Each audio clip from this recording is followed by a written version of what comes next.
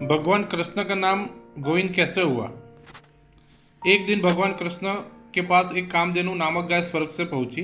उस गाय ने कृष्ण को बताया कि यह देवलोक से उनका अभिषेक करने आई है, क्योंकि कृष्ण पृथ्वी पर गायों की रक्षा कर रहे हैं। उस गाय ने कृष्ण को पवित्र जल से नहलाया और उनका दिल से शुक्रिया अदा किया। उसी समय भगवान इंद्र अपने हाथी ऐरावत पर विराजमान होकर वहां प्रस्तुत हुए और उन्होंने श्री कृष्ण को आशीर्वाद दिया और कहा कि आपके इन पुण्य कार्यों के लिए पूरे विश्व के लोग आपको गोविंद के नाम से जानेंगे। श्री कृष्ण के इस नाम का जिक्र महापुराण से लेकर महाभारत तक सभी में किया गया है। तो चलिए आज आपको इस नाम का मतलब समझाते हैं और ये बताते हैं कि श्री कृष्ण को गोविंद क्यों कहा जाता है। गोविंद नाम के पीछे का असली मतलब, गोविंद का अगर संधि विच्छेद किया जाए तो गो शब्द के 3 अहम अर्थ सामने आते हैं। इन शब्द के कारण श्री कृष्ण का नाम गोविंद पड़ा गया था। विंद शब्द का अर्थ है आनंदित करने वाला।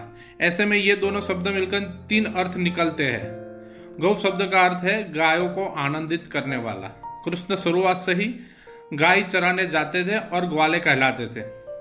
श्री कृष्ण से जुड़ी कथाएं बताती है कि उनकी बंसुरी की आवाज सुनकर सभी ग्वाल बालक और मवेशी आनंदित हो उठते थे। यही कारण है कि इन्हें गोपाल या फिर गोविंद के नाम से भी जाना जाता है। श्री कृष्ण गाय और बछड़ों को अपार सुख देते थे। गौ शब्द का दूसरा अर्थ है इंद्रियों को आनंदित करने वाला।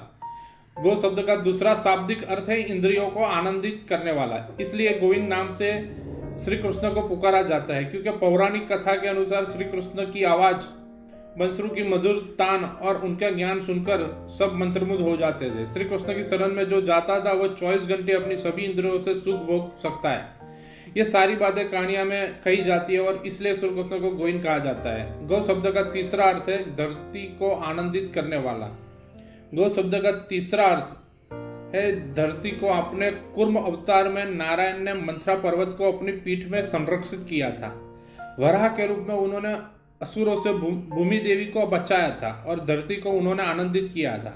इसलिए श्री कृष्ण को गोविंद कहा जाता है। राधे राधे, जय श्री कृष्ण, जय रणछोड़।